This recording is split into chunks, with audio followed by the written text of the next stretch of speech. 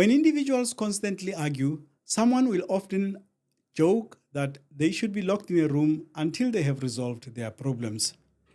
The GNU seems to be this room for the ANC and the DA. But in this case, the situation is even more painful. They are in a classic loveless marriage. Each is desperate to leave, but they also know that the consequences will be dire. So they stay and hope that somehow they will be able to iron out their differences for the sake of the family. Hello everyone, welcome back to Joe Talks Politics. I am your host, Joseph Musia. In this episode, I look at the simmering tensions between the ANC and the DA. I also look at the recent incidents where the police seem to be gaining ground against violent and heavily armed criminals. Let's get into it. We've suffered democratic.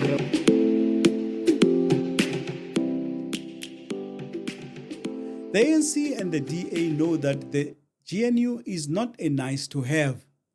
They must make it work for the sake of the country. One of the implications of this new situation is that the ANC can no longer govern alone. Faced with this stark reality, the NEC decided that the ANC should give leadership to the country in order to take our country forward by inviting all parties that will subscribe or would subscribe and agree to a set of principles and a transformative minimum program to form a government with us. The NEC meeting held over the past 3 days reaffirmed, and I should add unanimously, the position that the government of national unity is the best tactical option that has the greatest possibility to improve the lives of the people of South Africa. While the two parties are aware of this, they have constituencies that have long disliked each other and are working hard to ensure the other is defeated. Some senior ANC members were up in arms when the prospect of working with the DA was first raised. Both DA leader John Steenhuisen and chair of the Federal Council Helen Zille have also admitted that they faced similar resistance. But the parties have soldiered on, realizing that they have limited choices. Why then is there constant fighting talk? What does the ANC stand for? No one knows, nor do they. They're the last person to know about it. You hear the mantra now and again, non-racial, democratic, non-sexist, they're none of the above. None of the above. And really what they are is a party that stays in power because of patronage, because they hold power and because they can dispense the goodies and the jobs and other things. And when a party is only held together by that, it's only a matter of time before it comes apart. We are not allies. We are not allies. DA will come in this government and want to undo all the progressive gains we have achieved in terms of the National Democratic Revolution. And we will not agree with them. We'll stop them. We don't agree with them when they say Bella Bill must not be signed, NHI must go out of the window. And then their perspective in terms of worker rights in relation to where we stand is horrible. It's not about progress and all of that. And transformation of this country. We are opposed to that. Period. Perhaps they should remind their followers that while they are in bed with the so-called enemy, it does not mean they are selling out. There's always a danger that someone will go too far with the insults. These things tend to escalate out of control, especially where egos are at play. Those responsible have easy answers. It is the other side, they will say. But can the country afford the resultant chaos and instability? Will the poor, who desperately need houses, jobs, healthcare, education and water, appreciate the chaos? And now to the matter of the police taking the war to the heavily armed criminals who appeared to operate without fear.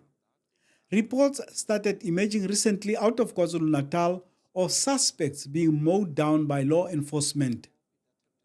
On social media, they call Provincial Commissioner Lieutenant General Ntantlam Kwanazi Chuck Norris for his no-nonsense approach to policing. They always say if you want to kill a snake, must hit the head. So that's what we're busy with. And one of those that are inside is the head of the group. So we are slowly trying to minimize that whole syndicate by doing that. It looks like this approach is catching on. This week, police in Kailicha on the Cape Flats killed 8 heavily armed criminals who were apparently planning a cash-in-transit robbery. We welcome what police did in Kailicha yesterday because they got intelligence information about what would have been a CIT, no, not a CIT.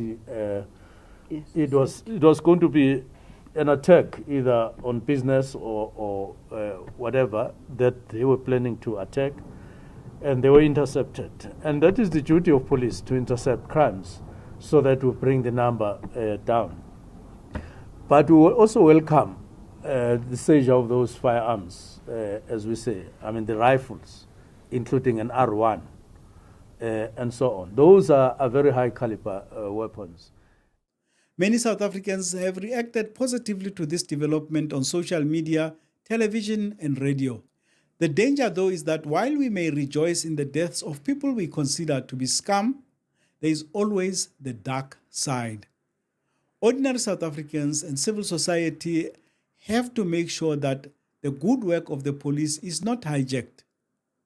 There are always opportunists, some in blue, who will use the positive reaction of the public to pursue their own criminal agenda. There are cops who are in the pockets of criminals who will use this momentum to eliminate rival gangs in the name of law enforcement. There is always a chance that some rogue cops will mow down innocent people and falsely accuse them of being armed criminals. We need to stay alert to prevent trigger-happy cops from sowing fear among innocent civilians. But in the end, the successes of the police prove that good intelligence is the backbone of successful policing. To continue producing this work, I need you to subscribe to the channel, like and share the episodes. See you in the next one.